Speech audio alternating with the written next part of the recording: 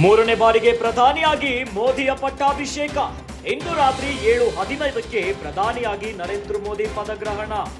ಸತತ ಮೂರನೇ ಬಾರಿಗೆ ಪ್ರಧಾನಿ ಆಗ್ತಿರೋ ನರೇಂದ್ರ ಮೋದಿ. ದೆಹಲಿಯಲ್ಲಿ ನಡೆಯಲಿದೆ ಪ್ರಮಾಣ ವಚನ ಸ್ವೀಕಾರ ಕಾರ್ಯಕ್ರಮ. 20ರಿಂದ 25 ಮಂದಿ ಸಚಿವರಾಗಿ ಪ್ರಮಾಣ ವಚನ ಸ್ವೀಕಾರ ಮಾಡೋ ಸಾಧ್ಯತೆ. ಬಿಜೆಪಿ ಹಾಗೂ ಮಿತ್ರ ಪಕ್ಷಗಳ ಸಂಸದರಿಂದ ಪದಗ್ರಹಣ ಆಗೋ ಸಾಧ್ಯತೆ.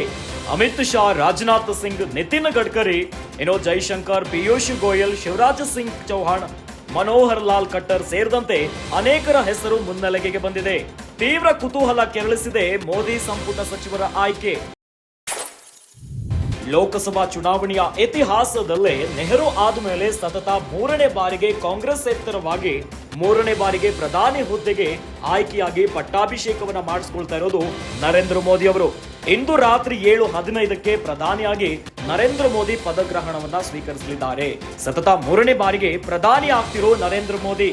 ದೆಹಲಿಯಲ್ಲಿ ನಡೆಯಲಿದೆ ಪ್ರಮಾಣ ವಚನ ಸ್ವೀಕಾರ ಕಾರ್ಯಕ್ರಮ. ಕಾರ್ಯಕ್ರಮದಲ್ಲಿ 20ರಿಂದ 25 ಮಂದಿ ಸಚಿವರಾಗಿ ಪ್ರಮಾಣ ವಚನ ಸ್ವೀಕರಿಸುವಂತಹ ಸಾಧ್ಯತೆ ಕೂಡ ಇದೆ. ಬಿಜೆಪಿ ಹಾಗೂ ಮಿತ್ರ ಪಕ್ಷಗಳ ಸಂಸದರಿಂದ ಪದಗ್ರಹಣ ಆಗುವಂತಹ ಸಾಧ್ಯತೆ ಇದೆ.